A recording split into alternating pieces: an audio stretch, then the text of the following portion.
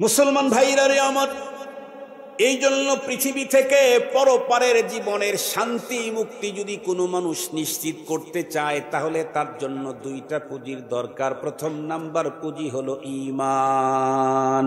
প্রথম পুঁজি কি বলেন তো দেখি? আমি জিজ্ঞাসা করি, এই ঈমান আপনাদের নতুন সিটি শহরের কোন মার্কেটের ভিতরে বিক্রি হয়? কোন কোম্পানির ঈমান আপনারা কিনলেন? কথা বলেন না কেন?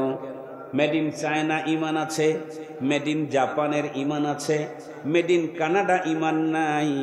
পৃথিবীর বন্ধুরা আমার, উন্নত কোনো বিশ্ববিদ্যালয়ের ভিতরেও ঈমানের শিক্ষা দেওয়া হয় না।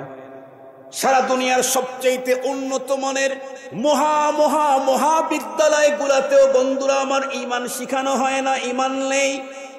ঈমান কোন জায়গায় পাওয়া যায়? ঈমান পাওয়া যায় হলো দুইটা জায়গায়, একটা হলো আল্লাহর ঘর মসজিদ, আর একটা হলো নবীর বাড়ি মাদ্রাসা। এখানে ঈমান পাওয়া যায়। যদি বলেন ঈমান কার কাছে পাওয়া যায়, পৃথিবীর বন্ধুরা আমার, মানুষগুলি ঈমান পেয়েছে নবীদের কাছে। নবীদের দুনিয়া থেকে চলে যাওয়ার পরে ঈমান নিতে হবে নায়েবে নবী উলামায়ে কেরামের কাছ থেকে। খুব ভালো করে বুঝবেন।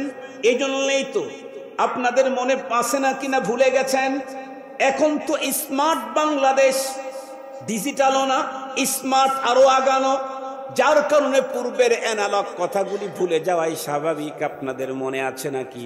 এখানে যাদের বয়স 50 ঊর্ধ্ব তারা বলতে পারবেন, আমরা যখন ছোট ছিলাম আমাদের দেশে যত্রতত্র ইলেকট্রিসিটি ছিল না, পাকা রাস্তা ছিল না, উন্নত গাড়ি তো দূরের কথা, রাস্তায় ছিল, তার গাড়ির প্রশ্নই আসে না। খুব ভালো করে বুঝবেন, তখন 2, 4, 5 গ্রাম পরে পরে 2-1টা স্কুল পাওয়া যেত না। তবে অধিকাংশ গ্রামের ভিতরে বন্ধুরা আমার মসজিদ ছিল। মসজিদের মধ্যে সকালবেলায় গ্রাম্য মুন্সি মুসলমানের সন্তানদেরকে ভাঙ্গা চাটাইয়ের উপরে বসে বসে কিছু পড়াইতো না? ওই যে মর্নিং বক্তব্যে ভাঙ্গা চাটাইয়ের উপরে বসে গ্রাম্য মুন্সি মাত্র কয়েকটা শব্দ আমাদেরকে শিখিয়েছিল। তার ভিতরে একটা ছিল হলো আমানতু বিল্লাহি ওয়া মালাইকাতিহি ওয়া কুতুবিহি ওয়া রুসুলিহি ওয়াল ইয়াউমিল আখিরি ওয়াল কদরি খাইরিহি ওয়া শাররিহি মিনাল্লাহি তাআলা ওয়াল বাসি বাদাল মাউত। মনে পড়ে নাকি? আরো কি শিখেছিলাম? আরো শিখেছিলাম আমানতু বিল্লাহ কামা হুয়া বিআসমাইহি ওয়া সিফাতিহি ওয়া কাবিলতু জামিআ আহকামিহি ওয়া আরকানিহি। মর্নিং মুক্তবে আরো কি শিখেছিলাম লা ইলাহা ইল্লাল্লাহু মুহাম্মাদুর রাসূলুল্লাহ।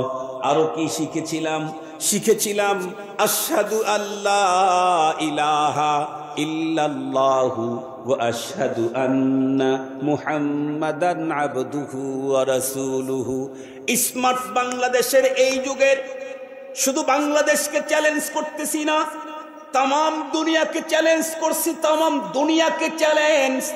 ওই যে মর্নিং বক্তব্যে বিদ্যুৎ ছিল না, রাস্তা ছিল না, সুন্দর বিছানার কোনো ব্যবস্থাও ছিল না, ভাঙ্গা চাটাইয়ের উপরে বসায়া গ্রাম্য মুন্সি যেই কয়েকটা কালেমা শিখাইছিল,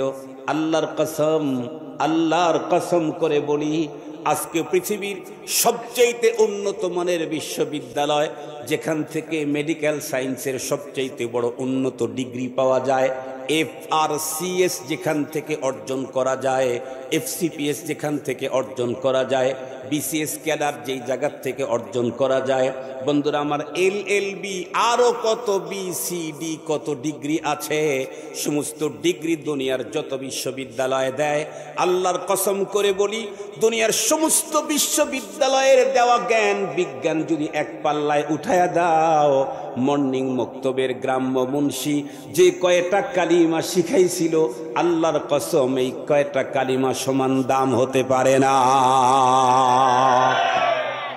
মুসলমান জানো কি, তুমি যদি BCS ক্যাডার করো, তুমি যদি LLB তে তামাম দুনিয়াকে পিছে ফেলাও, তুমি যদি FRCS ডিগ্রি 1000টা যদি গ্রহণ করে নাও, এই ডিগ্রির সনদ দিয়ে মরণের মুহূর্তেও কোনো লাভ নাই, কবরের জগতেও এই সনদ প্রদর্শনে কোনো ফায়দা নাই। মিজানে পুলসেরাতে আল্লাহর আদালতে ডিগ্রি উপস্থাপন করার কোনো বন্ধুরা আমার সুযোগই নাই। পক্ষান্তরে যদি কোনো একজন মানুষ কোনো বিশ্ববিদ্যালয়ে গিয়ে কোনো ডিগ্রি অর্জন করতে পারে নাই, ছোট্টবেলায় অশিক্ষিত বাবা তারে মর্নিং মক্তবে পাঠাইয়া দিয়েছিল, বাবা তারে বড় ডিগ্রি অর্জন করাইতে পারে নাই, বাবা তাকে সুন্দর একটা পোশাকও পরাইয়া দিতে পারে নাই, কিন্তু বাবা মা ছোট্টবেলায় জোর করে ফজরের নামাজের পরে হাতটা ধরে টেনে টেনে মর্নিং বক্তব্যে নিয়ে মুন্সির কাছে বসায়া দিয়েছিল। মুন্সি ছোট্টবেলায় আমার অন্তরের ভিতরে বসায়া দিল আমানতু বিল্লাহ, ছোট্টবেলায় বসায়া দিয়েছিল আশহাদু আল্লা ইলাহা ইল্লাল্লাহ। ছোট্টবেলায় আমার একটা ছোট্ট কালিমা শিখাইছিল লা ইলাহা ইল্লাল্লাহু মুহাম্মাদুর রাসূলুল্লাহ। এই কালিমা মর্মবাণী যদি আমার অন্তরের ভিতরে জমে বসে থাকে, জবানে যদি কালিমাগুলি উচ্চারিত হয়, আর আমার টোটাল লাইফটা যদি কালিমার তাকাজা যদি পূরণ করতে পারি, তাহলে আমার জন্য কি হবে? দুনিয়ার কোনো ডিগ্রি আমার নাই। আমার পুঁজি হলো মর্নিং মক্তবের গ্রাম্য মুন্সির কয়েকটা কালিমা, আর কোনো পুঁজি আমার নাই। কিন্তু জানো কি, মৃত্যুর সময়ে কালিমা কত বড় কাম দিবে? আল্লাহর কোরআনে আল্লাহ বলেন, ইন্নাল্লাযীনা ক্বালু রাব্বুনাল্লাহ, ইন্নাল্লাযীনা ক্বালু রাব্বুনাল্লাহ সুম্মা ইসতাকামু তাতানাজ্জালু আলাইহিমুল মালায়েকা আল্লা তাখাফু ওয়ালা তাহজানু وأبشروا بالجنة التي كنتم توعدون نحن أولياؤكم في الحياة الدنيا وفي الآخرة। যেই মানুষগুলি এই স্লোগান দিল রব্বুনাল্লাহ, আমার রব হলেন আল্লাহ, তুফান আসলো, সাইক্লোন আসলো, ঘূর্ণিঝড় আসলো, রব্বুন আল্লাহর স্লোগান থেকে তাকে সরাবার জন্য জেল দেওয়া হলো, জুলুম করা হলো, রিমান্ডে নেওয়া হলো, তারপরেও রব্বুন আল্লাহর স্লোগান ছাড়ে না। জেল দেওয়া হলো, তারপরে রব্বুন আল্লাহর স্লোগান ছাড়লো না। আসলো আরো অনেক নির্যাতন, অসম্মানী করা হলো, কিন্তু রব্বুন আল্লাহর স্লোগান ছাড়লো না। এমতো অবস্থায় চলতে চলতে যদি মৃত্যুর দ্বার মুহূর্ত পর্যন্ত পৌঁছে যেতে পারে, তাহলে তার জন্য কি হয়? আল্লাহর কোরআন বলে, হাদিস বলছি না, আমি হাদিস বলছি না, বলবেন যে এটা জাল হাদিস, বলবেন যেটা জয়ীফ হাদিস, আল্লাহর কোরআন থেকেই বলছি। আল্লাহর কোরআন বলে, এই লোকটাকে যখন জান কবজ করার জন্য মালাকুল মউতকে যখন পাঠানো হবে, এর ব্যাখ্যাতে মুফাসসিরিনে কেরাম লিখেছেন, বর্তমান পৃথিবীর বড় আলিম পাকিস্তানের সাবেক চিফ জাস্টিস আল্লামা তাকি ওসমানী হাফিজাহুল্লাহ, উনিও লিখেছেন, কারি তৈয়ব সাহেব রহমাতুল্লাহ আলাই, দারুল উলুম দেওবন্দের সফল মোহতামিম, উনিও লিখেছেন, যেই ফেরেশতা আমার জান কবজ করার জন্য আসছে, ওই ফেরেশতা আমার কাছে এসে আমার সঙ্গে দুর্ব্যবহার করবে না, বরং জান কবজ করার আগে আমার সঙ্গে বন্ধুত্ব করতে চাইবে। আল্লাহু আকবার বলেন। বর্তমান পৃথিবীর আমরা যারা ইমানদার বলে নিজেদেরকে দাবি করছি, আমাদের কন্ডিশন কেমন? একজন বুজুর্গর কথা হলো যে, তোমরা যদি কেউ নবীজির সাহাবীকে দেখতে, তাহলে ইসলাম আর ধর্মের জন্য এতটাই নিবেদিত প্রাণ, তোমরা তাদেরকে পাগল বলতে। তোমরা বলতে যে এই লোকগুলার মস্তিষ্ক ঠিক নেই, দ্বীনের জন্য, ইসলামের জন্য এমনটাই পাগল পারা ছিলেন। সাথে সাথে উনি কথাও বলেছেন, কোন সাহাবী যদি তোমাদেরকে দেখতেন, তাহলে তোমাদেরকে মুসলমান বলতেন না, তোমাদেরকে কাফের বলতেন।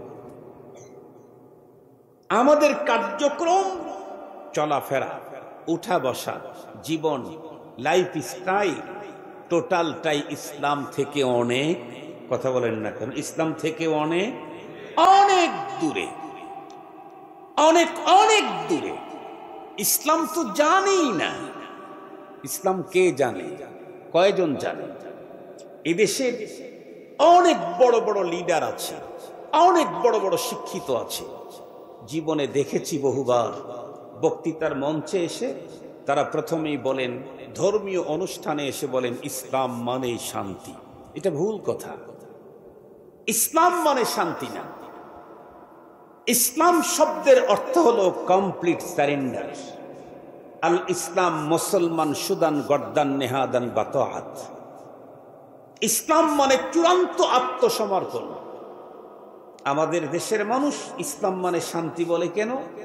কারণ ইসলাম মানে শান্তি এই অর্থে মুসলমান হওয়া যত সহজ, ইসলাম মানে আত্মসমর্পণ এই অর্থে মুসলমান হওয়া অত সহজ না। আমি শান্তি চাই, তাহলে আমি মুসলিম। তাহলে আমার জিজ্ঞাসা হলো, শান্তি চাইলেই যদি মুসলিম হওয়া যায়, তাহলে আপনি বড় মুসলমান হতে পারবেন না। বিগত বছরগুলোতে এই পৃথিবীতে শান্তি চেয়ে গোল্ড মেডেল পেয়েছে পৃথিবীর খ্রিস্টানেরা। এই পৃথিবীতে শান্তিতে নোবেল পুরস্কার পেয়েছে অন্যরা। শান্তিতে নোবেল পুরস্কার প্রাপ্ত যারা, তারা তো মুসলিমই না, অমুসলিম। শান্তি চাইলেই মুসলমান হওয়া যায় না। মুসলমানকে, মুসলমান হলো মুসলমানি বুয়দ গরদান নেহাদান, মুসলমানি বুয়দ গরদান নেহাদান, এনানে খুদ বাদস্তে খাজাদাদান। মুসলমানি হলো চূড়ান্ত আত্মসমর্পণ। আমি কিছুই করতে পারবো না আপনার হুকুম ছাড়া। এ হলো মুসলমানি। ইসলাম আমাকে যেমনে হাসতে বলছেন তেমনে হাসতে হবে। ইসলাম আমাকে যেমনে কানতে বলেছেন তেমনে কানতে হবে। ইসলাম আমাকে যেমনে পা ফেলতে বলেছেন তেমন পা ফেলতে হবে। ইসলাম কমপ্লিট কোড অফ লাইফ।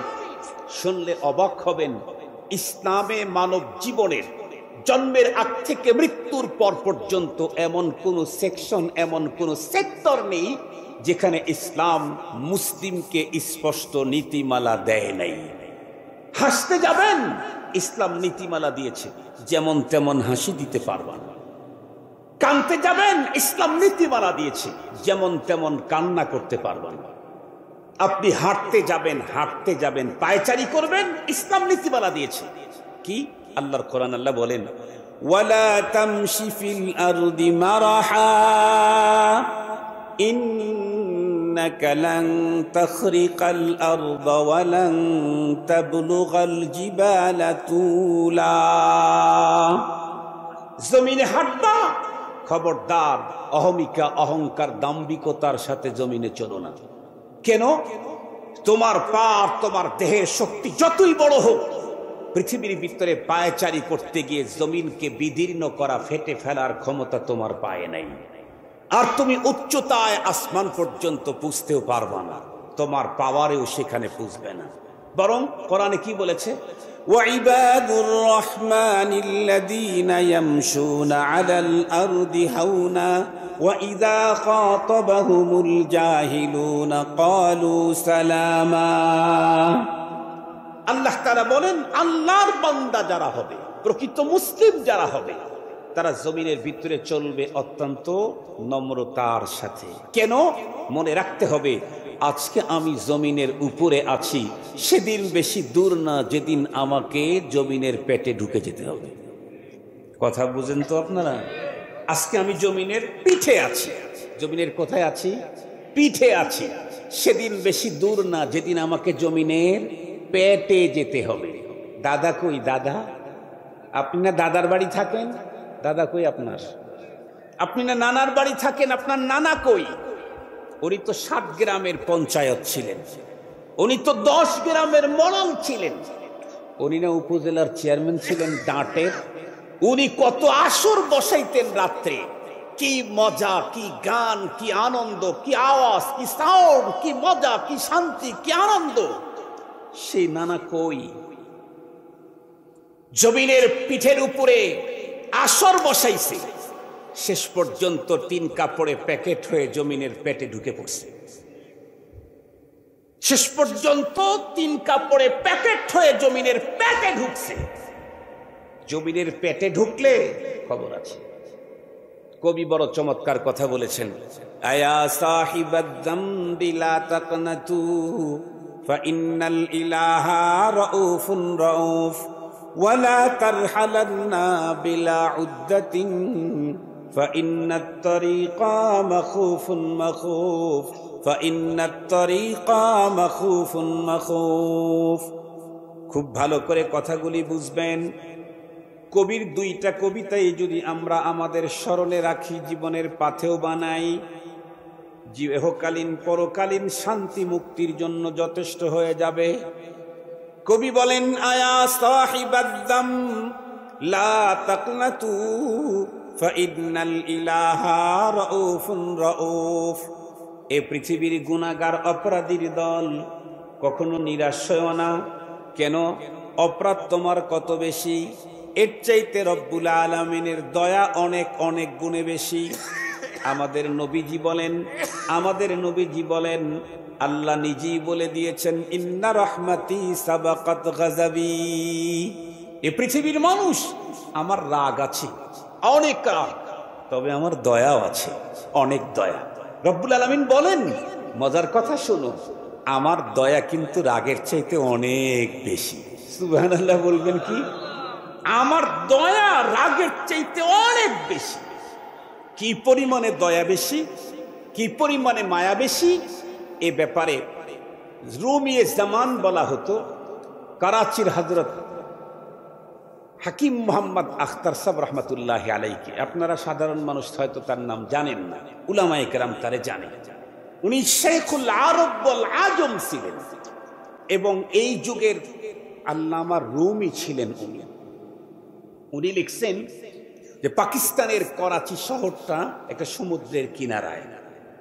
পাকিস্তানের করাচি শহরে লক্ষ লক্ষ মানুষ বাস করে, লক্ষ লক্ষ মানুষ বাস করে। প্রতিদিন তারা টয়লেটে যায়, পেশাব করে, পায়খানা করে, আরো কিছু নষ্ট জিনিস পরিত্যাগ করে। আর এই সবগুলি ড্রেনেজের মাধ্যমে সবগুলি দিয়ে সমুদ্রের কিনারায় জমা হয়। যেই কিনারাতে, সমুদ্রের যেই কিনারাতে পুরা শহরের ময়লা এসে জমা হয়, ওই কিনারাটা নষ্ট হয়ে যায়। পায়খানা, পেশাব, গন্ধ, দুর্গন্ধ, বিশ্রী কারবার। কিন্তু দীর্ঘদিন পর্যন্ত পুরা শহরের লক্ষ লক্ষ মানুষের পেশাব পায়খানা জমা হতে হতে একটা সাইড দুর্গন্ধ হয়ে যায়। এমন মুহূর্তে সমুদ্রের ভিতরে যখন জোয়ার আসে, বিশেষ করে যখন বড় ধরনের তরঙ্গ আসে, একটা তরঙ্গের এক বাড়িতেই মুহূর্তের ভিতরে সমস্ত পায়খানা, টয়লেট গুলা সব পরিষ্কার করে সমুদ্রের ভিতরে নিয়ে ওইখানে স্বচ্ছ পানি দেখা দেয়।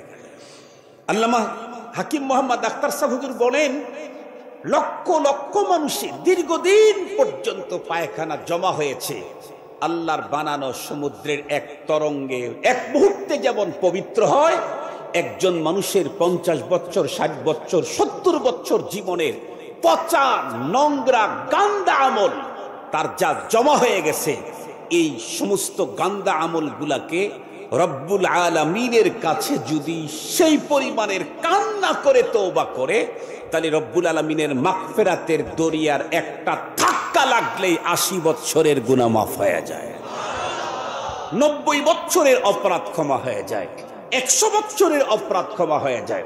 100 বছর পর্যন্ত অপরাধ করেছি, পুরা আমল নষ্ট, জীবন নষ্ট, এখন মরলে জাহান্নামে যেতে হবে। হঠাৎ করে রব্বে করিমের শাস্তির কথা মনে আসছে, হঠাৎ করে কবরের আযাবের কথা মনে আসছে, তো তখন ভিতরে ভীতি ঢুকে গেছে, ভয় এসে গেছে।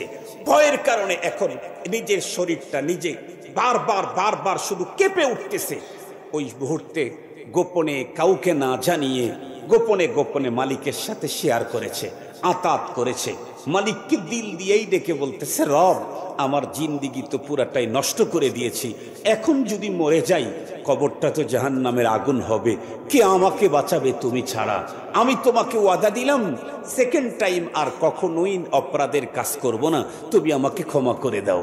এই কথাগুলি বলে মালিকের সাথে শেয়ার করে চোখের পানির ফোঁটাগুলি যখন ফেলানো শুরু করলো, ওর চোখের পানি চোখ থেকে ফোঁটা গড়ে পড়ার আগে রব্বুল আলামিনের মাগফিরাতের সমুদ্রে এমন এক তরঙ্গ তৈরি হয়, এক ধাক্কাতেই ওর জীবনের সব গুনাহ মাফ করে দেওয়া হয়।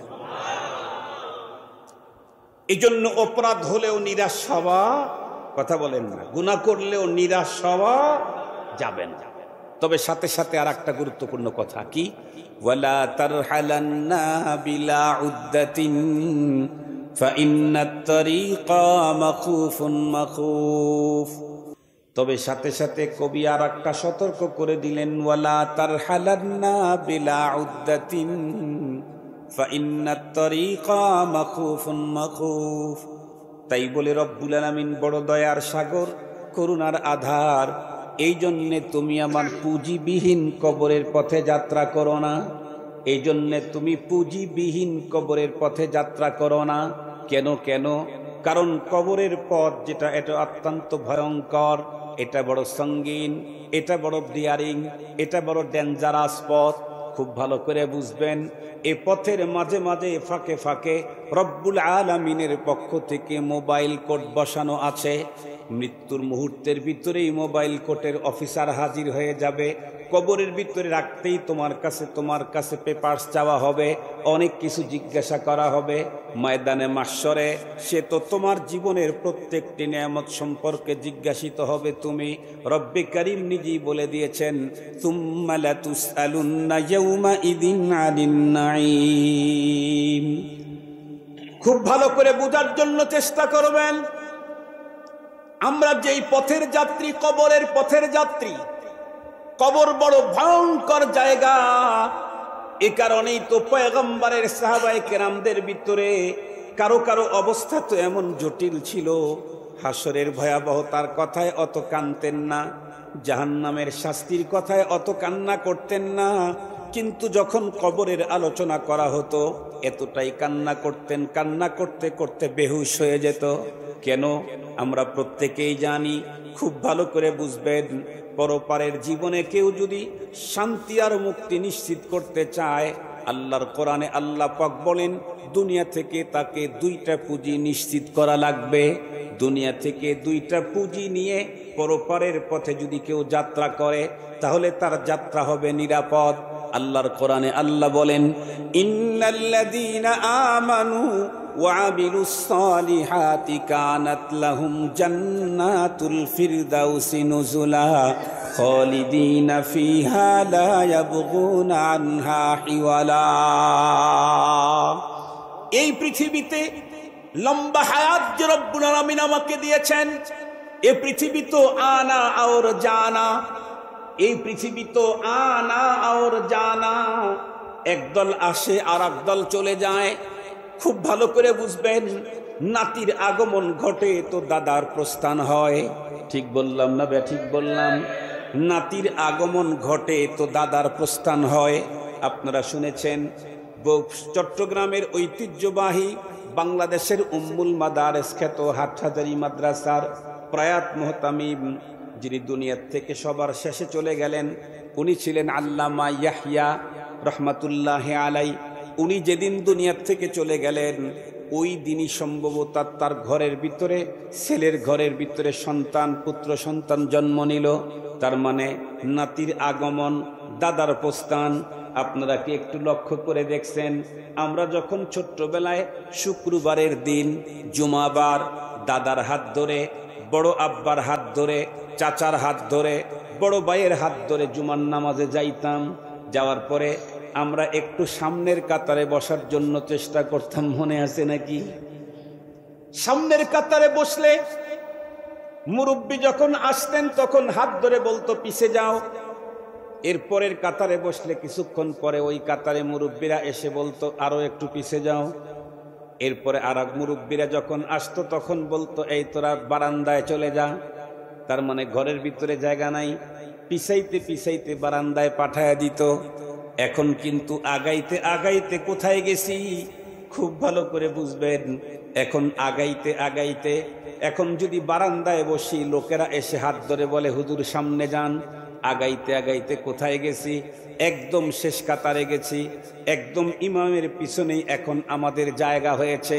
ছোট্টবেলায় এই জায়গাগুলাতে যারা ছিল তারা দুনিয়ায় এখন একজনও নাই। মসজিদে গিয়ে কি ভাবছিলেন কোনোদিন? এই মসজিদে যখন আসা শুরু করলাম তখন প্রথম কাতারের মুসল্লি যারা ছিল তারা আজকে কই? ভাবছিলেন কোনোদিন? না খালি আগাইতেছেন মজায় মজায়। এখন পিছনে বসতে আমাকে সম্মান করে আগায় দেয়, সম্মান করে আগায় না দেয়। এই সম্মানের মধ্যে কিন্তু মজা নাই, এই সম্মানের মধ্যে কিন্তু মজা নাই, হাসি পাওয়ার কিছু নাই। কেন? আমি আগাইতে আগাইতে একদম ইমামের পিছনে চলে গেছি। এখন আর আগানের কোনো কাতার, কথা বলেন, এখন আর একবার আগানো যাবে তখন কি জিন্দা না মরা? কথা বলেন, ইমামের পিছনে না সামনে? ইমামের সামনে। এখন আরেক ধাপ আগাবো।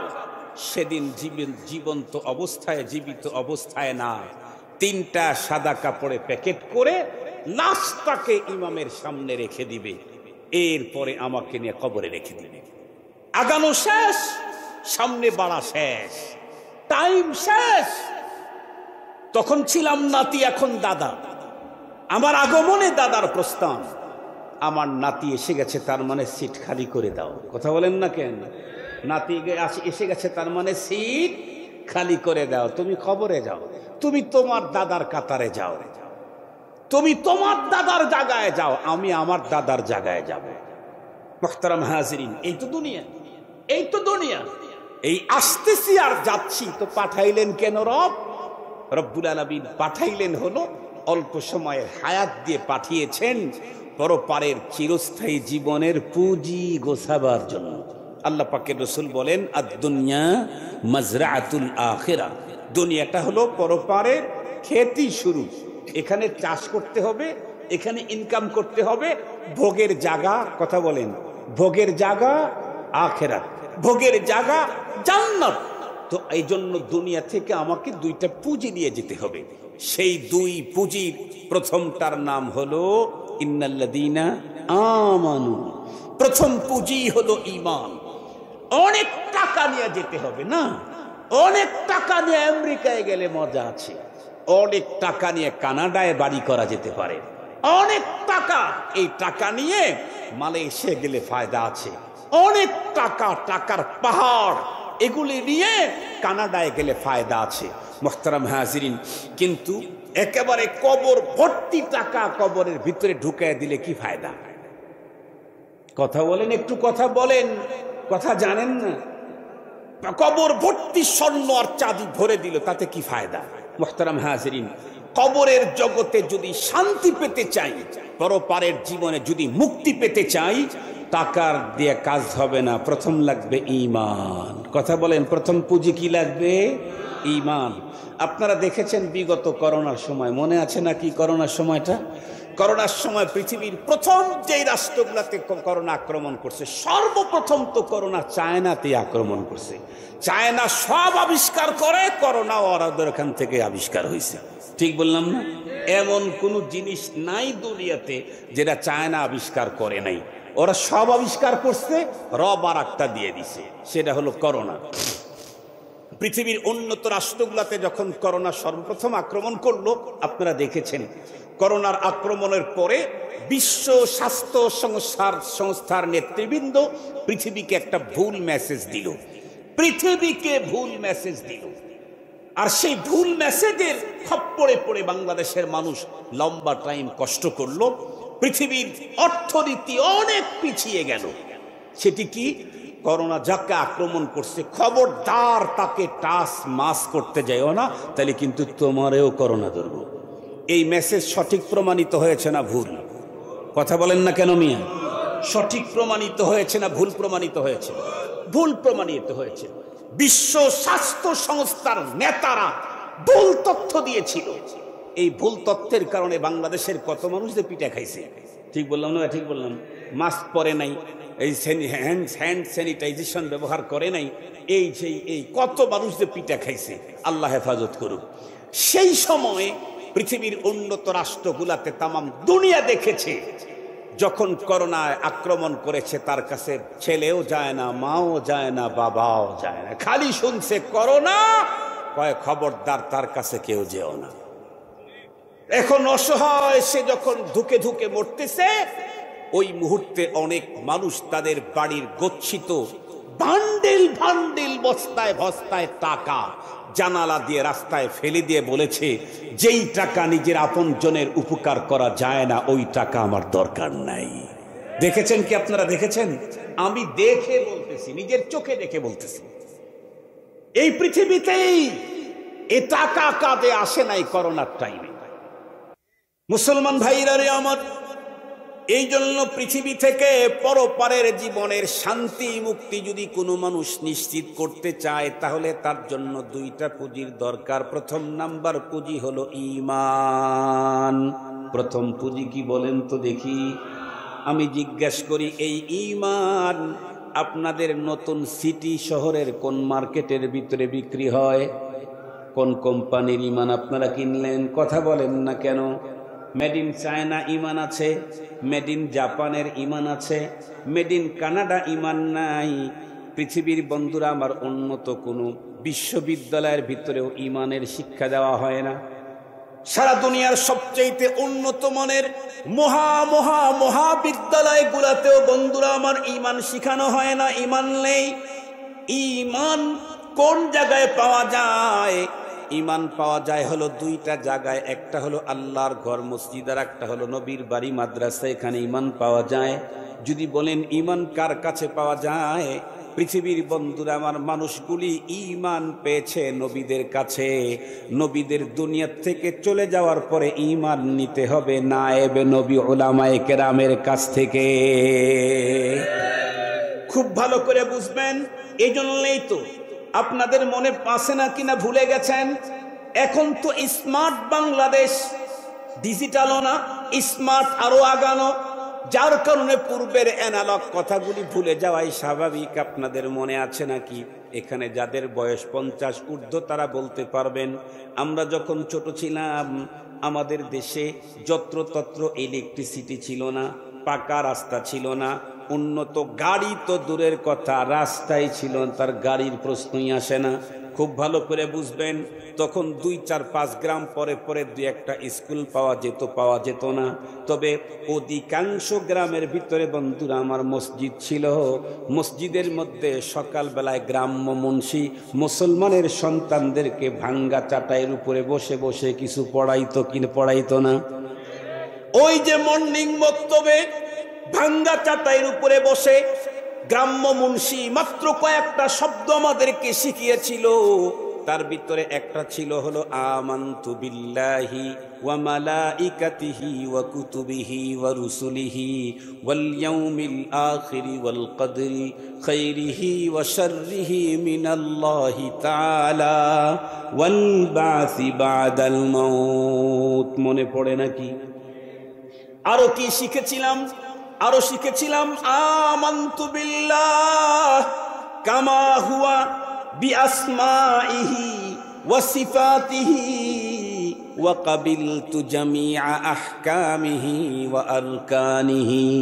মর্নিং মুক্তবে আরো কি শিখেছিলাম লা ইলাহা ইল্লাল্লাহু মুহাম্মাদুর রাসূলুল্লাহ। আরো কি শিখেছিলাম আশহাদু আল্লা ইলাহা ইল্লাল্লাহু ওয়া আশহাদু আন্না মুহাম্মাদান আবদুহু ওয়া রাসূলুহু। স্মার্ট বাংলাদেশের এই যুগের শুধু বাংলাদেশকে চ্যালেঞ্জ করতেছি না, তামাম দুনিয়াকে চ্যালেঞ্জ করছি, তামাম দুনিয়াকে চ্যালেঞ্জ। ওই যে মর্নিং বক্তব্যে বিদ্যুৎ ছিল না, রাস্তা ছিল না, সুন্দর বিছানার কোনো ব্যবস্থাও ছিল না, ভাঙ্গা চাটাইয়ের উপরে বসায়া গ্রাম্য মুন্সি যেই কয়েকটা কালেমা শিখাইছিল, আল্লাহর কসম করে বলি, আজকে পৃথিবীর সবচেয়ে উন্নত মানের বিশ্ববিদ্যালয়, যেখান থেকে মেডিকেল সায়েন্সের সবচেয়ে বড় উন্নত ডিগ্রি পাওয়া যায়, FRCS যেখান থেকে অর্জন করা যায়, FCPS যেখান থেকে অর্জন করা যায়, বিসিএস ক্যাডার যেই জায়গা থেকে অর্জন করা যায়। বন্ধুরা আমার, এলএলবি আরো কত বিসিডি কত ডিগ্রি আছে, সমস্ত ডিগ্রি দুনিয়ার যত বিশ্ববিদ্যালয় দেয়, আল্লাহর কসম করে বলি দুনিয়ার সমস্ত বিশ্ববিদ্যালয়ের দেওয়া জ্ঞান বিজ্ঞান যদি এক পাল্লায় উঠায়া দাও, মর্নিং মক্তবের গ্রাম্য মুন্সি যে কয়টা কালিমা শিখাইছিল, আল্লাহর কসম এই কয়টা কালিমা সমান দাম হতে পারে না। মুসলমান জানো কি তুমি যদি বিসিএস ক্যাডার করো, তুমি যদি এলএলবিতে তামাম দুনিয়াকে পিছে ফেলাও, তুমি যদি এফআরসিএস ডিগ্রি 1000টা যদি গ্রহণ করে নাও, এই ডিগ্রির সনদ দিয়ে মরণের মুহূর্তেও কোনো লাভ নাই, কবরের জগতেও এই সনদ প্রদর্শনে কোনো ফায়দা নাই। মিজানে পুলসেরাতে আল্লাহর আদালতে ডিগ্রি উপস্থাপন করার কোনো বন্ধুরা আমার সুযোগই নাই। পক্ষান্তরে যদি কোনো একজন মানুষ কোনো বিশ্ববিদ্যালয়ে গিয়ে কোনো ডিগ্রি অর্জন করতে পারে নাই, ছোট্টবেলায় অশিক্ষিত বাবা তারে মর্নিং মক্তবে পাঠাইয়া দিয়েছিল, বাবা তারে বড় ডিগ্রি অর্জন করাইতে পারে নাই, বাবা তাকে সুন্দর একটা পোশাকও পরাইয়া দিতে পারে নাই, কিন্তু বাবা মা ছোট্টবেলায় জোর করে ফজরের নামাজের পরে হাত পা ধুয়ে হাতটা ধরে টেনে টেনে মর্নিং বক্তব্যে নিয়ে মুন্সির কাছে বসায়া দিয়েছিল। মুন্সি ছোট্টবেলায় আমার অন্তরের ভিতরে বসায়া দিল আমানতু বিল্লাহ, ছোট্টবেলায় বসায়া দিয়েছিল আশহাদু আল্লাহ ইলাহা ইল্লাল্লাহ, ছোট্টবেলায় আমার একটা ছোট্ট কালিমা শিখাইছিল লা ইলাহা ইল্লাল্লাহু মুহাম্মাদুর রাসূলুল্লাহ। এই কালিমা মর্মবাণী যদি আমার অন্তরের ভিতরে জমে বসে থাকে, জবানে যদি কালিমাগুলি উচ্চারিত হয়, আর আমার টোটাল লাইফটা যদি কালিমার তাকাজা যদি পূরণ করতে পারি, তাহলে আমার জন্য কি হবে? দুনিয়ার কোনো ডিগ্রি আমার নাই, আমার পুঁজি হলো মর্নিং মক্তবের গ্রাম্য মুন্সির কয়েকটা কালিমা, আর কোনো পুঁজি আমার নাই। কিন্তু জানো কি, মৃত্যুর সময়ে কালিমা কত বড় কাম দিবে? আল্লাহর কোরআনে আল্লাহ বলেন, ইন্নাল্লাযীনা ক্বালু রাব্বুনাল্লাহ, ইন্নাল্লাযীনা ক্বালু রাব্বুনাল্লাহ থুম্মা ইসতাকামু তাতানাজ্জালু আলাইহিমুল মালায়েকা আল্লা তাখাফু ওয়ালা তাহজানু وأبشروا بالجنة التي كنتم توعدون نحن أولياؤكم في الحياة الدنيا وفي الآخرة। যেই মানুষগুলি এই স্লোগান দিল রব্বুনা আল্লাহ, আমার রব হলেন আল্লাহ, তুফান আসলো, সাইক্লোন আসলো, ঘূর্ণিঝড় আসলো, রব্বুন আল্লাহর স্লোগান থেকে তাকে সরাবার জন্য জেল দেওয়া হলো, জুলুম করা হলো, রিমান্ডে নেওয়া হলো, তারপরেও রব্বুন আল্লাহর স্লোগান ছাড়ে না। জেল দেওয়া হলো, তারপরে রব্বুন আল্লাহর স্লোগান ছাড়লো না। আসলো আরো অনেক নির্যাতন, অসম্মানী করা হলো, কিন্তু রব্বুন আল্লাহর স্লোগান ছাড়লো না। এমতো অবস্থায় চলতে চলতে যদি মৃত্যুর দ্বার মুহূর্ত পর্যন্ত পৌঁছে যেতে পারে, তাহলে তার জন্য কি হয়? আল্লাহর কোরআন বলে, হাদিস বলছি না মিয়া, হাদিস বলছি না, বলবেন যে এটা জাল হাদিস, বলবেন যেটা জয়ীফ হাদিস, আল্লাহর কোরআন থেকেই বলছি। আল্লাহর কোরআন বলে, এই লোকটাকে যখন জান কবজ করার জন্য মালাকুল মউতকে যখন পাঠানো হবে, এর ব্যাখ্যাতে মুফাসসিরিনে কেরাম লিখেছেন, বর্তমান পৃথিবীর বড় আলিম পাকিস্তানের সাবেক চিফ জাস্টিস আল্লামা তকি ওসমানী হাফিজাহুল্লাহ, উনিও লিখেছেন, কারি তৈয়ব সাহেব রহমাতুল্লাহ আলাইহি দারুল উলুম দেওবন্দের সফল মুহতামিম, উনিও লিখেছেন, যেই ফেরেশতা আমার জান কবজ করার জন্য আসছে, ওই ফেরেশতা আমার কাছে এসে আমার সঙ্গে দুর্ব্যবহার করবে না, বরং জান কবজ করার আগে আমার সঙ্গে বন্ধুত্ব করতে চাইবে। আল্লাহু আকবার বলেন। তার মানে সহজে একটা মিসাল দিলে বুঝতে পারেন, পুলিশ একটা পাঠাইছে আমার অ্যারেস্ট করার জন্য, যেই পুলিশ পাঠাইছে ওই পুলিশ হলো আমার ছেলের 4 নাম্বার ছেলে। বলেন তো দেখি, তাহলে ওই ছেলে আমার বাসায় এসে কি আমার পিটা দিবে? কথা বলেন না কেন? যতই সরকারটা আমার অ্যারেস্ট করার জন্য পাঠাক, কিন্তু সে তো আমার পোলা, সে তো আমার, কথা বলেন কি, ছেলে। সে যদি আমার ছেলে হয় তাহলে ও আমার বাসায় এসে আসা মাত্র বকা দিবে, পিটা দিবে। কথা বলেন, আব্বু আব্বু বলতে বলতে অস্থির হয়ে যাবে। এবং যদি তার পাওনে না কুলায় তাহলে তো সে বলবে যে আব্বু আমি এদিক দিয়ে যাই, আপনি ওই দিক দিয়ে যান, কারণ তার বস আছে তো উত্তর দেয়া লাগবে। মোহতারাম হাজরিন, আর যদি এমন হয় যাকে অ্যারেস্ট করার জন্য পাঠাইছে থানার ওসি সাহেব আইসা দেখে উনি হলেন ডিআইজি সাহেব, ওই রেঞ্জের ডিআইজি, তাই বলেন তো দেখি উনি এখন কি করবে? অ্যারেস্ট করবে না, আগে সার বলবে, তারপর এটা কি জানি মারে, পা দিয়ে মারে, হাত দিয়ে মারে, কি ডের নাম বলে, এটা জোরেই বলেন, এই সেলুট দিবে, চক দিবে, সেলেট দিবে, আরো ব্রাশ দিবে, পেস্ট দিবে, কত কিছু দিবে। তখন মোহতারাম হাজরিন খুব ভালো করে বুঝবেন, ওসি সাহেব পাঠাইছে অ্যারেস্ট করার জন্য, যার কাছে আসছে উনি কে? ওই রেঞ্জের ডিআইজি। তাহলে ওনারা কি করতে পারবে? মালাকুল মউত আসছে যার জান খবস করার জন্য, উনি হলেন আল্লাহর পরিবারের লোক। আল্লাহু আকবার বললেন না মিয়া? আপনারা বলবেন যে আল্লাহর পরিবারের লোক আবার কারা? আমি আমার বাবার ঘরের কথা বলতেছি, হাদিস আর কোরআন থেকে বলতেছি। আল্লাহ পাকের রসুল বলেছেন, আল্লাহ পাকের রসুল বলেছেন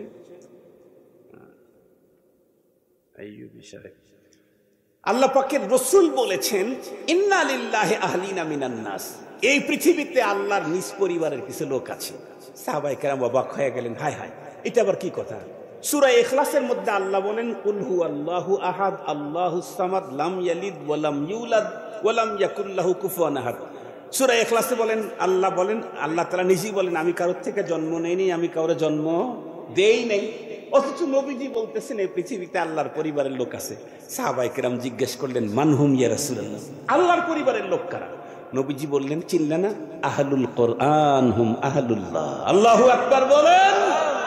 কয় যারাই কোরআনওয়ালা তারাই আল্লাহওয়ালা, আল্লাহর পরিবারের লোক। ফেরেশতা আসতে জান কবজ করবে লেগে এসে দেখে আল্লাহর পরিবারের লোক, ফেরেশতা কি করবে? কথা বলেন না কেন? ফেরেশতা তখন পীড়িত করবে, ফেরেশতা তখন সখ্যতা করবে, ফেরেশতা তখন আন্তরিকতা করবে, ফেরেশতা তখন মজার মজার মুস্কি হাসিদা কথা বলবে। কি বলবে? আল্লাহ তাখাফু, আমি আপনাকে নিয়ে যেতে আসছি, কিন্তু ভয় পেয়েন না, ওয়ালা তাহজানু, পেরেশান হয়েন না। আপনার বাড়িটা কত উন্নত, না হয় ধরেন বুর্জ আল খলিফার মালিক আপনি, পৃথিবীর সবচেয়ে উঁচা বিল্ডিং হলো দুবাইয়ের বুর্জ আল খলিফা, দুবাইতে সবচেয়ে উঁচা বিল্ডিং। এর চাইতে 8 ফিট উঁচা বিল্ডিং তৈরি হচ্ছে, এখনো হয় না, সেটা সৌদি আরবে। না হয় যেই বিল্ডিং এর উপরের দিকে উঠতেই বাংলাদেশের কয়েক হাজার টাকা লাগে, শুধু একটু লিফটে উপরে উঠবেন, তাও উপরের শেষ 15-20 তলায় মনে হয় উঠতে দেয় না। দর্শনার্থীরা শেষের 15 তলায় উঠতে পারে না, তার নিচ পর্যন্ত 15-20 তলা নিচ পর্যন্ত উঠতে দেয়, তাই কয়েক হাজার টাকা লাগে, 30-40 হাজার টাকা লাগে শুধু উঠবে আর নামবে, দেখবে শেষ, খালি দেখতেই। মুহতারাম হাজিরিন, এটারও যদি কেউ মালিক হয়, ফেরেশতা তাকেও বলবে পেরেশানি করেন না, ভয় পেন না। কেন? আপনাকে তো নিয়ে যাচ্ছি যেটা, এটা এর চাইতে কত উন্নত। সুবহানাল্লাহ বললেন না? যে যেখানে আপনাকে নিয়ে যাচ্ছি সেটা এর চাইতে কত উন্নত। আপনাদেরকে বুঝাবার জন্য 2 মিনিট সময় দিলেই যথেষ্ট। 2 মিনিট সময় দিবেন আমারে? 12টা কিন্তু পার হয়ে গেছে, 1 ঘন্টা হইতে আর 2 মিনিট আছে আমার ঘড়িতে, বয়ান 1 ঘন্টা হইতে, তারপরে না হয় 2-4-5 মিনিট বাড়ায়া দিলাম। দেখেন, আমরা যখন আগে ওয়াজ করছি, আমাদের বাবারা, আমাদের উস্তাদরা যখন ওয়াজ করতেন এই বাংলাদেশে, তখন আধুনিক শিক্ষিত স্কুল কলেজ পড়ুয়া ছেলেরা বলতো হুজুরদের সব আজগুবি ওয়াজ। কি? হুজুররা বলে যে সামনে দিয়ে, জান্নাতের ভিতরে সামনে দিয়ে কোনো অনেক সুন্দর এক পাখি উড়াল মারবে, যাবে, মনের ভিতরে খাবার চাহিদা আসবে, সাথে সাথে পাখিটা ফ্রাই হয়ে চলে আসবে। ওই হুজুর, এটা পাগলামি কথা। আরো হুজুরা কি বলতেন, কই জান্নাতের গেটে গিয়া ধাক্কানো লাগে না, চাবি মারা লাগে না, সামনে যাইতে জান্নাতের গেট একাই খুলে যায়, আবার ঢোকার পরে আবার ধাক্কা দিয়ে বন্ধ করা লাগে না, দরজা একাই বন্ধ হয়। কি বলতো, হুজুরের পুরা পাগল, হাফ পাগল না, গেট আবার একা খোলে কেমনে, একা আটকে কেমনে? কিন্তু বলেন তো দেখি, জান্নাতের গেট যে একাই খোলে একাই বন্ধ হয়, এটা দেখার জন্য জান্নাতে যাওয়া দরকার আছে? নাই, জান্নাতে যাওয়া দরকার নাই। রংপুরে গেলেই দেখবেন লিফট না, ওখানে গিয়ে দেখবেন অটো সেন্সার লাগানো আছে। অনেক শপিং মলে দেখবেন সেখানে আপনি শুধু গিয়ে সামনে দাঁড়াবেন, গেটটা দুই দিকে একাই চলে গেল, ভিতরে ঢুকে পড়লেন, গেটটা আবার একাই বন্ধ হলো। খুব ভালো করে বুঝবেন, মানুষের বানানো প্রযুক্তি যদি এত উন্নত হয়, এই মানুষটাকে যে রব্বুল আলামিন বানাইছেন ওনার প্রযুক্তি লাগানো আছে জান্নাতে, তাহলে সেইটা কেমন হবে? আরো কত বেশি, আরো কত বেশি। পৃথিবীর কোন মানুষের ভাষা নাই। এই জন্য মুসলমান ভালো করে বুঝবেন, ওই যে মর্নিং বক্তব্যের ভিতরে ভাঙ্গা চাটাইয়ের উপরে বসায়া ছোট্টবেলায় আমাকে কয়েকটা কালেমা শিখিয়েছিল, আমানতু বিল্লাহি ওয়া মালাইকাতিহি। এই কালিমাগুলি যেই মানুষের অন্তরের ভিতরে বসে গেছে, এটা নিয়ে যেই লোকটা দুনিয়াতে জীবন পার করছে, মৃত্যুর সময় মালাকুল মউত এসে তার সঙ্গে সখ্যতা গড়বে আর ডেকে বলবে, পেরেশানি নাই, তোমার কোনো পেরেশানি নাই, তোমাকে তো নিয়ে যাচ্ছি অনেক উন্নত জায়গায়, যেটা দেখলেই তুমি বুঝতে পারবে। কিতাবের ভিতরে এসেছে, কোন কোন আল্লাহওয়ালা ইমানদার দীর্ঘদিন পর্যন্ত পৃথিবীতে থাকার কারণে আজরাইল আলাইহিস সালামের জান্নাতের সৌন্দর্যের ওয়াজ বক্তৃতার পরেও তার দিলটা পরপারের দিকে যেতে চাবে না, দুনিয়াতেই থাকতে চাবে। রব্বে করিম তখন ফেরেশতাকে ডেকে বলবেন, ও দুনিয়া বিশ্ব সেরা সে হয়েছে, দুনিয়ার যত জগতের ভিতরে উন্নত মানের ডিগ্রি সনদ সব ওর কাছে আছে, সবগুলাকে একত্রিত করলেও মৃত্যুর সময়ে জান্নাতের গেট তো দূরের কথা, গন্ধ মিলবে না। এই জন্য মুহতারাম, প্রথম পুঁজি আমার পরপারে মুক্তির জন্য তার নাম হলো ঈমান। সেই ঈমান শিখানের জায়গাই হলো মাদ্রাসা। একটু জোরে বলেন কি? আজকের মাহফিলটা কি কেন্দ্রিকায়, কিসের কর্তৃক আয়োজিত? মাদ্রাসা কর্তৃক আয়োজিত। এখানে প্রথম সবকই হলো ঈমানের। ঠিক বললাম না ভুল বললাম? হাট্টিমা টিম তো পড়ানো হয় না, 2 আর 2 6 4 হয় এটাও পড়ানো হয় না, 4 আর 4 8 হয় এটাও পড়ানো হয় না, ABCD প্রথম পড়ানো হয় না, সব পড়ানো হয়, প্রথম এগুলি পড়ানো হয় না। ABCDও পড়ানো হয়, অঙ্ক পড়ানো হয়, জ্যামিতি পড়ানো হয়, ভূগোল পড়ানো হয়, ইতিহাসও পড়ানো হয়, প্রথম এটা পড়ানো হয় না। সর্বপ্রথম আমার আপনার সন্তানকে এখানে পাঠায়া দিলেই প্রথমেই বিসমিল্লাহ পড়ানো হয়। প্রথমেই কার পরিচয় যেন? আর একটু জোরে বলেন, কার পরিচয়? বিসমিল্লাহ প্রথম পড়ানো হয়। আলিফ পড়ানোর আগেও বলে বিসমিল্লাহ বলো, বা পড়ানোর আগেও বলে বিসমিল্লাহ বলো। তার মানে ঈমানের পুঁজি এখানে মূল টার্গেট। ঈমানের পুঁজির পাশাপাশি জাগতিক বিদ্যাও এখন আমাদের কওমি মাদ্রাসাতে দেওয়া হচ্ছে। সঙ্গত কারণেই আজকের পৃথিবীর কোন মুসলিম সে নিজেকে মুসলিম দাবি করবে অথচ তার সন্তানকে মাদ্রাসায় দিবে না, এটা বড় আশ্চর্যের কথা। কারণ এখন তো কওমি মাদ্রাসায় শুধু বাংলা শিখানো, শুধুই দিন শিখানো হয় না, দুনিয়ার জ্ঞান বিজ্ঞানও শিখানো হয়। তারপরেও যদি আপনি না দেন তাহলে বোঝা যাবে দ্বীনের প্রতি, ধর্মের প্রতি, ইসলামের প্রতি আপনার মায়া নাই, চাহিদা নাই, বিশ্বাস নাই। মোহতারাম হাজী, জীবনে এক অক্ষর স্কুল কলেজে পড়ি নাই, এক অক্ষরও পড়ি নাই স্কুলে। আলহামদুলিল্লাহ, বাংলাদেশ সহ পৃথিবীর অনেক রাষ্ট্রে গিয়েছি বয়ান করার জন্য। আলহামদুলিল্লাহ, এদেশের বড় বড় কবি, সাহিত্যিক, দার্শনিক, সায়েন্টিস্টেরা আল্লাহর মেহেরবানিতে বয়ানের পরে জিজ্ঞাসা করছে, হুজুর আপনার ডিগ্রি কি পরিমাণ? উনি আমার ডিগ্রি নেই, আমার ডিগ্রি নেই, শুধু কওমি মাদ্রাসায় পড়া। এবং শুনলে অবাক হবেন, আপনারা তো ঢাকা থেকে অনেক দূরে। ঢাকাতে বর্তমানে যারা ইংরেজি, বাংলা সাহিত্যের উপরে সবচাইতে একেবারে প্রথম সারি, কওমি মাদ্রাসার সাহিত্য ফোরাম বিভিন্ন সময় বিভিন্ন অনুষ্ঠানের আয়োজন করে, সেখানে বর্তমান বাংলাদেশের প্রথম সারির সাহিত্যিকেরা কওমি মাদ্রাসার ছেলেদের বাংলার ইংরেজি সাহিত্যের চর্চা দেখে হুপলেস হয়ে একেবারে ফেলফেল করে তাকায় থাকে, বলতে থাকে আসলেই ওদের কাছে আমাদের অনেক শিখার আছে। এখন শুধু হিফজুল কোরআন প্রতিযোগিতায় কওমি ছেলেরা বিশ্বের ভিতরে নাম্বার 1 এমনটি নয়। শুধু বিশ্বের ভিতরে হিফজুল কোরআন প্রতিযোগিতায় 110টা 15টা রাষ্ট্রকে হার মানায় দেয় এমনটি না। শুধু কিরাত আল্লাহর কোরআন তেলাওয়াতে বিশ্বসেরা কারি কওমি মাদ্রাসা জন্ম দিয়েছে এমনটি না, বরং কওমি মাদ্রাসা এখন অলরাউন্ডার। জ্ঞান বিজ্ঞানের সকল বিভাগেই কওমি সূর্য সন্তানদের আছে এক বিশেষ অবস্থান। আলহামদুলিল্লাহ বলেন, আলহামদুলিল্লাহ বলেন। ঘরের ভিতরে চা খায়া কথা বলতেছি না মাইক দিয়ে বলতেছি? কথা বলেন না কেন? চাষটলে বসে বসে গুরু গুরু করে কথা বলতেছি না মাইক দিয়ে বলতেছি? 2টা মাইক লাগানো আছে, কমপক্ষে 20-30টা মাইক লাগানো আছে। এরপরে যেগুলি আছে এগুলা তো সারা দুনিয়া পর্যন্ত ফোকাস করায় দিবে। যদি ভিতরে দুর্বলতা থাকতো তাহলে কথা বলার সাহস করতাম না। আলহামদুলিল্লাহ, সুম্মা আলহামদুলিল্লাহ, এরকম প্রতিষ্ঠান আপনাদের ঘরের দরজায় আল্লাহ তাআলা করে দিয়েছেন। আলহামদুলিল্লাহ বলেন।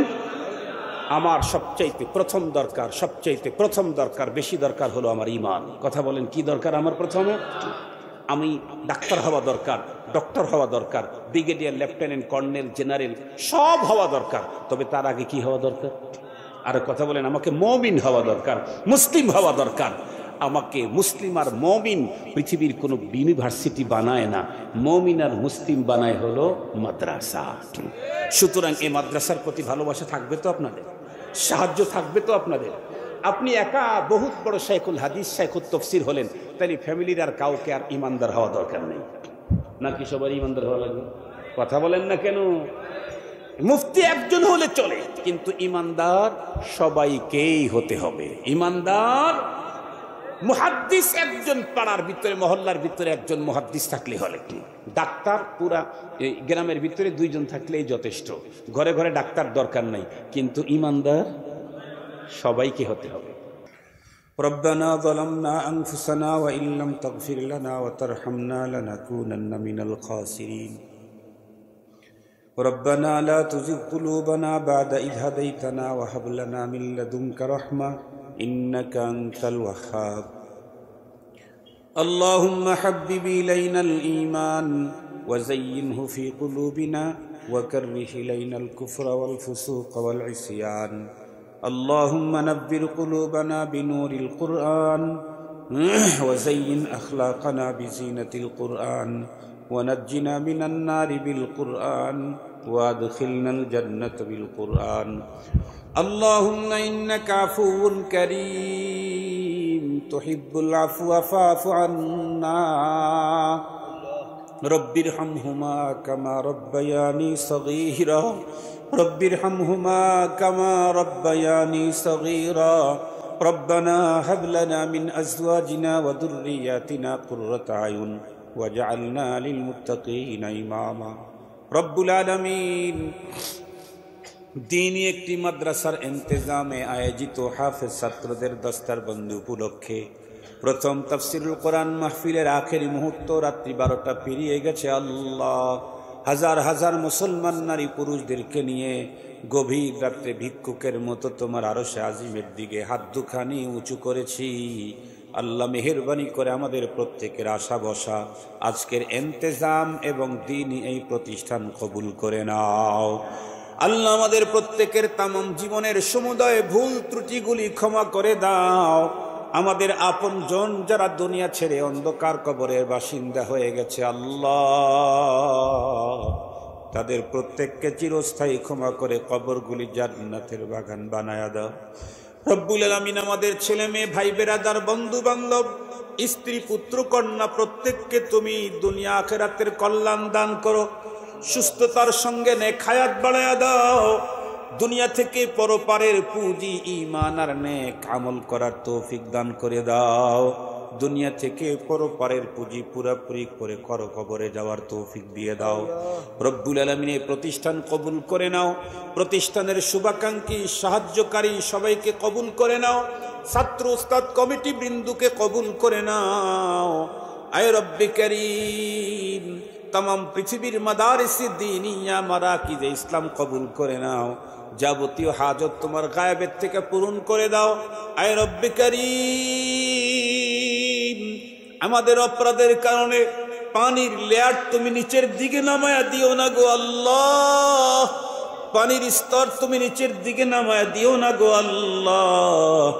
ইয়া আল্লাহ অতি গরম, অতি বৃষ্টি, অতি শীত দিয়ে আমাদেরকে কষ্ট দিও না গো মালিক। আমাদের অপরাধগুলি তোমার দয়া দিয়ে মাফ করে দাও।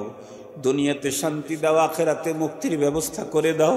আল্লাহ গভীর রাত পর্যন্ত আমার ভাই বাবাজি মা বোনেরা বসে রইলেন, আমি কি দিয়ে ফেরত দেব? আমার কাছে কিছু নেই, তোমার কাছে তো কোনো জিনিসের অভাব নাই আল্লাহ।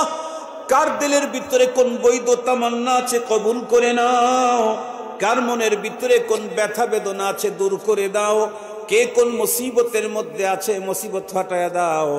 ইয়া আল্লাহ কে ঋণে ঋণে জড়ে গেছে ঋণ থেকে মুক্তি দিয়ে দাও। কার ঘরের ভিতরে যুবতী কন্যা আছে নেককার দিনদার পাত্রের ব্যবস্থা করে দাও। কার জীবন জীবিকায় প্রবলেম রিস্কে হালালের ভিতরে বরকত দাও আল্লাহ। কার স্বামী স্ত্রীর ভিতরে গন্ডগোল মিল মোহাব্বত তৈরি করে দাও। বাবা ছেলের ভিতরে গড়মিল আছে মোহাব্বত তৈরি করে দাও। মা মেয়ের মোহাব্বত পয়দা করে দাও। ভাই ভাই ভাই বোনে মোহাব্বত তৈরি করে দাও। চাচা ভাতিজা মামা ভাগ্না মোহাব্বত তৈরি করে দাও। এক মুসলমান আর এক মুসলমানের জান মাল ইজ্জত আবরু হেফাজতের পাহারাদার হিসাবে কবুল করে নাও। ভ্রাতৃত্ব বোধ বজায় রাখার তৌফিক দান করো আল্লাহ। মুসলমানে মোহাব্বত তৈরি করে দাও, দুশ্মনী দূর করে দাও আল্লাহ। জোর তৈরি করে দাও, তোর থেকে হেফাজত করো আল্লাহ। তাম পৃথিবীর মজলুম মুসলমানদেরকে জুলুমের হাত থেকে বাঁচাও। ফিলিস্তিনের গাজার মজলুম মুসলমানদেরকে রক্ষা করো আল্লাহ। ফিলিস্তিনে গাজার মুসলমানদেরকে আসমানি মদত করো আল্লাহ।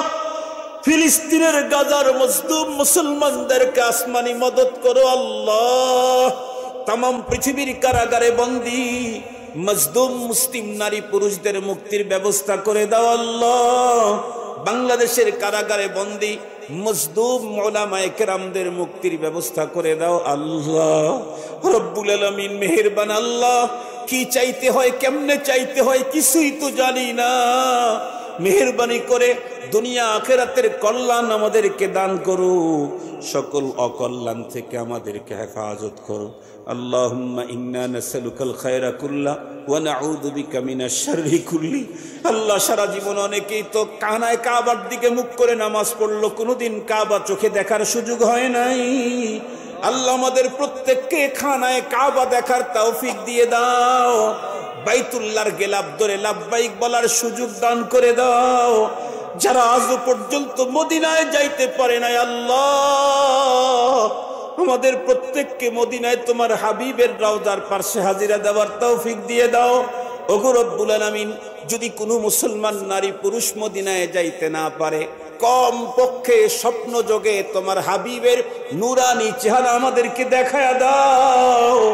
তোমার হাবিবের নুরানি চেহারা না দেখাইয়া আমাদের কাউকে কবরে ডাক দিও না গো আল্লাহ। সুবহান রাব্বিকা রব্বিল ইজ্জাতি আম্মা ইয়াসিফুন ওয়া সালামুন আলাল মুরসালিন ওয়ালহামদুলিল্লাহি রব্বিল আলামিন বিরহমাতিকা ইয়া আরহামার রাহিমিন। আসসালামু আলাইকুম ওয়া রাহমাতুল্লাহ।